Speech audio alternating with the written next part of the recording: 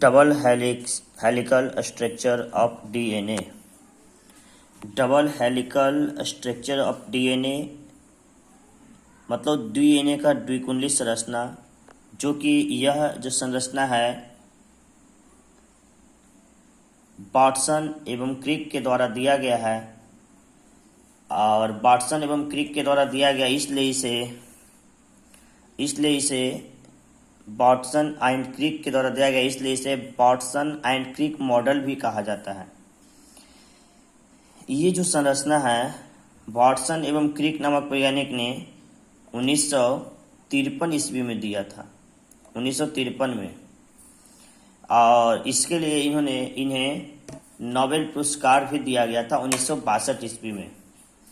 तो ये जो देख रहे हैं आप डीएनए का द्विकुंडलित संरचना देख रहे हैं, ये डीएनए का द्विकुंडलित क्या है, संरचना। आप इसको सही से फिगर बनाएंगे ग्राफ करके एकदम। ये संरचना है डीएनए का द्विकुंडलित संरचना, आपको एग्जाम में आपका 5 नंबर में आता है ये। और उसके बाद आप देखते हैं इसका डीएनए का जो द्विकुंडलित संरचना ये है, इसका क्या विशेषता है।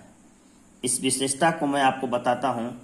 कहता है कि जो डीएनए का द्विकुंडलित संरचना होता है, डीएनए का जो द्विकुंडलित संरचना होता है, यह द्विकुंडलित रचना का होता है। डीएनए 2 पॉलीन्यूक्लियोटाइड श्रृंखलाओं का बना होता है। क्या होता है, डीएनए 2 पॉलीन्यूक्लियोटाइड श्रृंखलाओं का बना होता है। पहला इसका जो विशेषता है, डीएनए 2 पॉलीन्यूक्लियोटाइड श्रृंखलाओं का क्या होता है, बना होता है। ये जैसे देख सकते हैं इसका विशेषता आपको लिखा हुआ है, आप अपने नोट कॉपी में कर सकते हैं। जो डीएनए है ये 2 पॉलीन्यूक्लियोटाइड श्रृंखलाओं का बना होता है।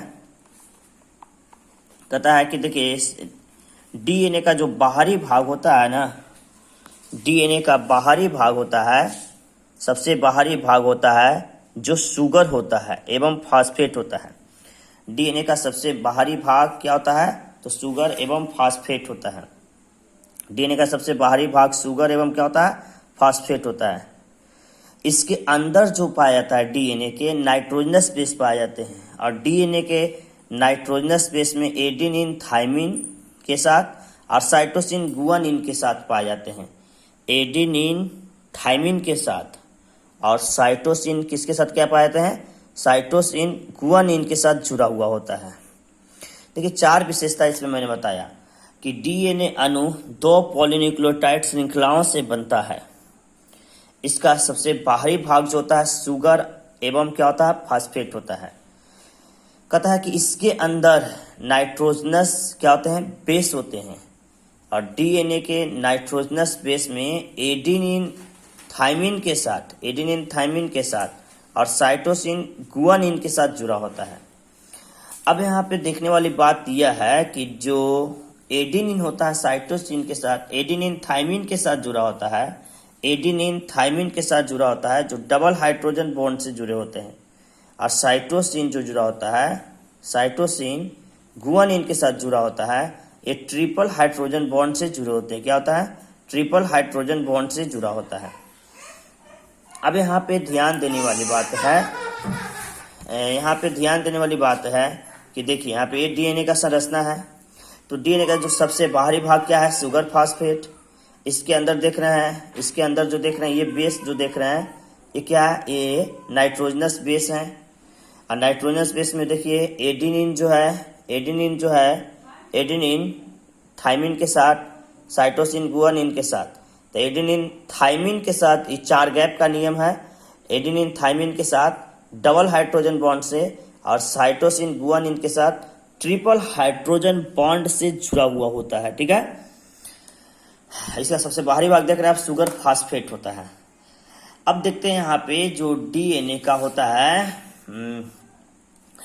प्रत्येक नाइट्रोजनस बेस में डीऑक्सीराइबोज शुगर जो होता है, डीऑक्सीराइबोज शुगर जो होता है कार्बन के परमाणुओं के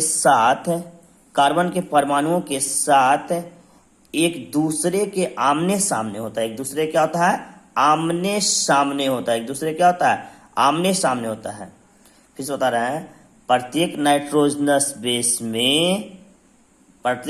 बेस में डीऑक्सीराइबोस शुगर कार्बन परमाणुओं के साथ, है ना, समकोण बनाते हुए एक दूसरे के आमने सामने होता है। यह बात है क्या जो आपको हम बताते हैं, ठीक है, ध्यान से देखिए आमने सामने वाली बात क्या है। अब आमने सामने की वाली बात जो हो गई यहाँ पे देखिए, सबसे पहले हम लोग जानते हैं कि जो डीएनए जो होता है ना, डीएनए होता है, डीएनए 3 चीजों से मिलकर बना होता है। देखिए डीएनए क्या होता है, 3 चीजों से, एक होता है शुगर, एक होता है फास्फेट, और एक क्या होता है, नाइट्रोजनस बेस। 3 चीज से मिलकर बना होता है। शुगर क्या है, शुगर को बोलते हैं शर्करा। शर्करा का मतलब होता है, शर्करा देख लीजिए, शर्करा कहता है 5 कार्बन परमाणुओं से मिलकर बना होता है। शर्करा क्या होता है, 5 कार्बन परमाणुओं से मिलकर बना होता है। 5 कार्बन परमाणुओं से, है ना, बने यौगिक को शुगर कहा जाता है। और ये जो फास्फेट का रहा है ना, फास्फेट, यह एक अम्लीय पदार्थ होता है जिसका आणविक जो सूत्र होता है H3PO4 होता है। क्या होता है, H3PO4 होता है। ये जो नाइट्रोजनस बेस देख रहे हैं ना, नाइट्रोजनस बेस कहता है यह एक चक्रीय यौगिक है जिसमें प्यूरिन एवं पायरिमिडीन पाया जाता है। जिसमें क्या होता है, प्यूरिन और पायरिमिडीन पाया जाता है। तो ये देखिए डीएनए, अब देखिए कि ये डीएनए का संरचना जो होता है प्रति समानांतर होता है। डीएनए का जो संरचना बताएं क्या होता है, प्रति समानांतर। लेकिन देखा गया इसको जब हम सर्किल करके देखें तो इस तरह से रचना आया। और वह 3 चीज से मिलकर बना होता है। हमने बताया आपको डीएनए क्या होता है, 3 चीज से मिलकर बना होता है।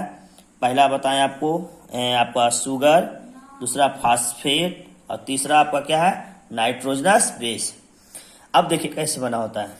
ये देखिए डीएनए का श्रृंखला बनाया गया। ये क्या बनाया, श्रृंखला।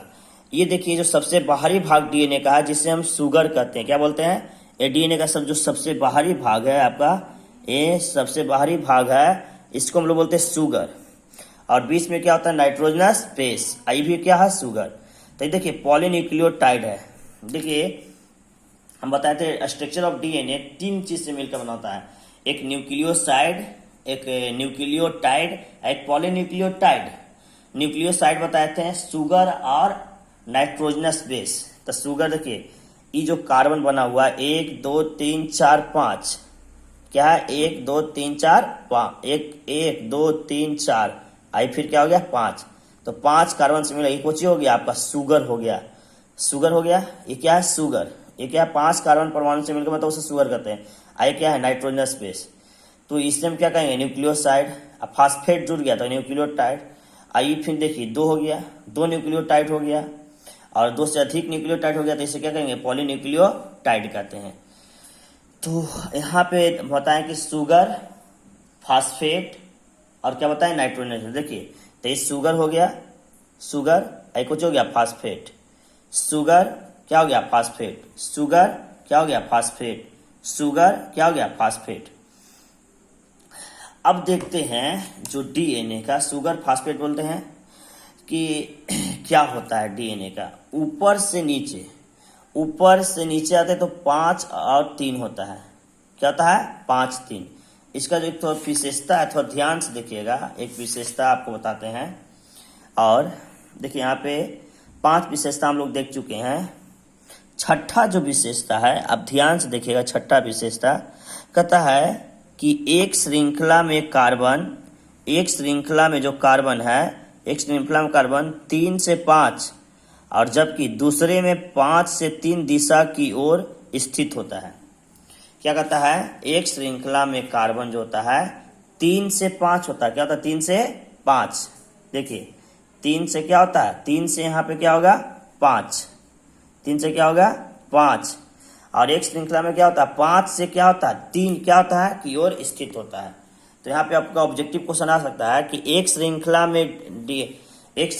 में जो होता है, एक श्रृंखला में कार्बन क्या होता है, 3 से 5, जबकि दूसरी श्रृंखला में कार्बन क्या होता है, 5 से 3 दिशा की ओर होता है। इसका अर्थ आपको देखते हैं, 3 से 5 और आपको क्या बताएं, 5 से 3।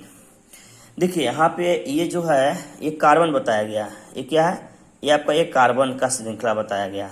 ये शर्करा है, क्या शुगर है, ये क्या है, शुगर। ये क्या आपका है शुगर। तो देखिए इसमें 1 कार्बन, 2 कार्बन, 3 कार्बन, 1 4, यहाँ से क्या हो गया 5। तो ये 5 हुआ, ये 5 क्या हो गया 5 हो गया। अब देखिए फास्फोट है तो फिर ये अब देखिए ये 5 हुआ, नीचे को चाहिए 3। फिर देखिए यहाँ पे ये आया तो देखिए 1 2 3, 3 हुआ ना, ये 3 हो गया ना, आई 4, आई कुछ हो गया 5, तो 5 3 है। तो ये दिशा वाला देखना है कुछ है 5 से 3, 5 से कुछ है 3, 5 से कुछ है 3 दिशा की ओर है। और इधर जो है क्या है 3 से 5, क्योंकि इधर जो उल्टा ना हो जा रहा है तो क्या जाए 1 2 3 4, फिर को जाएगा 5, तो 3 5 3 5 3 5 और 3 5 हो गया, फिर हो गया 3 3 5 3 5। तो ये जो दिशा की ओर हो रहा है देख रहे हैं क्या होता है 3 5 की ओर। मतलब यहाँ पे देखा जाए आप कह सकते हैं कि एक श्रृंखला में कार्बन 3 5 और दूसरी में 5 3 दिशा की ओर क्या होता है स्थित होता है। ये देखिए 6 को आपको हम विशेषता बताएं। 7वां विशेषता क्या कहता है, 7वां विशेषता कहता है 2 श्रृंखलाओं एक दूसरे के प्रति समानांतर होती है। 2 श्रृंखलाएं क्या होता है एक दूसरे के क्या होती है प्रति समानांतर होता है और सर्पिलाकार के रूप में होती है ना। तो देखिए प्रति समानांतर के रूप में होता है। देखिए प्रति क्या है समानांतर है, प्रति क्या है समानांतर है, तो एक श्रृंखला प्रति समानांतर और सर्पिलाकार के जैसा होता है। क्या होता है सर्पिलाकार के जैसा होता है, सर्पिलाकार के जैसा होता है।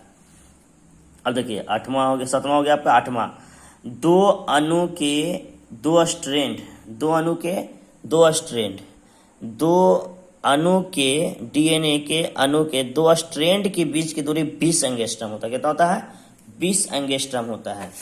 मतलब कि 2 स्ट्रैंड, मतलब कि मान लीजिए ये है ये और ये दोनों के स्ट्रैंड के बीच की दूरी कितना होगा 20 एंगस्ट्रॉम।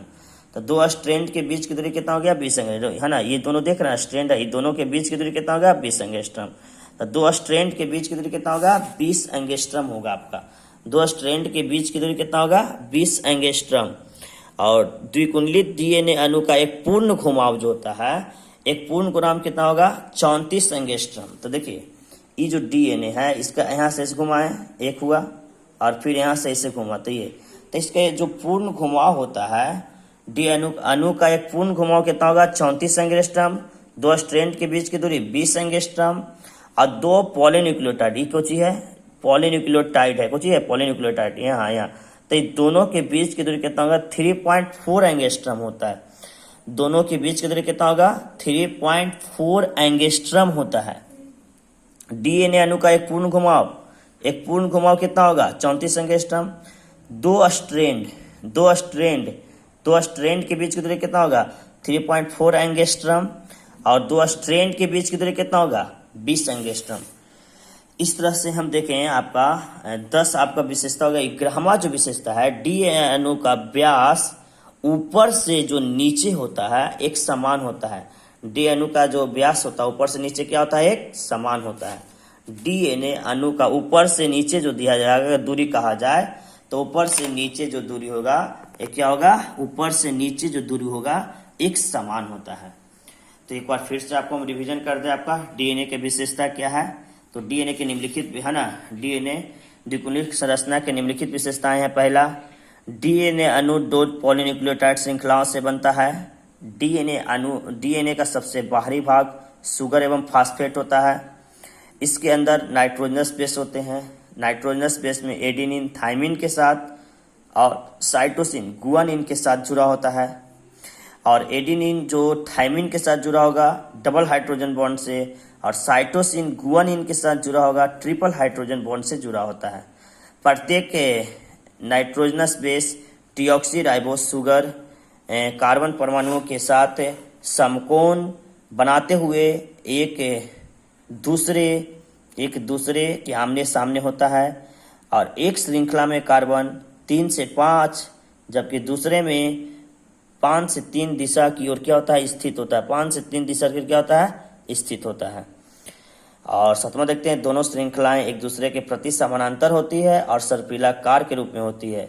डीएनए अणु के दो स्ट्रैंड के बीच की दूरी, एकदम ध्यान रखिएगा, याद करिएगा, डीएनए अणु के दो स्ट्रैंड के बीच की दूरी 20 एंगस्ट्रॉम और द्विकुंडली डीएनए अणु का एक पूर्ण घुमाव 34 एंगस्ट्रॉम होता है और दो न्यूक्लियोटाइड के बीच की दूरी 3.4 एंगस्ट्रॉम होता है और डीएनए अणु का व्यास ऊपर से नीचे एक समान होता है। ओके, तो ये डबल हेलिक्स ऑफ डीएनए देखें, इससे आप सही से नोट करिएगा और रिवीजन करिएगा। हमें पूर्ण विश्वास है आपको पूरा समझ में आएगा और उसके बाद फिर आगे हम नेक्स्ट वीडियो लेकर आएंगे आपको फिर लेसन 6 का ऑब्जेक्टिव वीडियो भी बनाएंगे।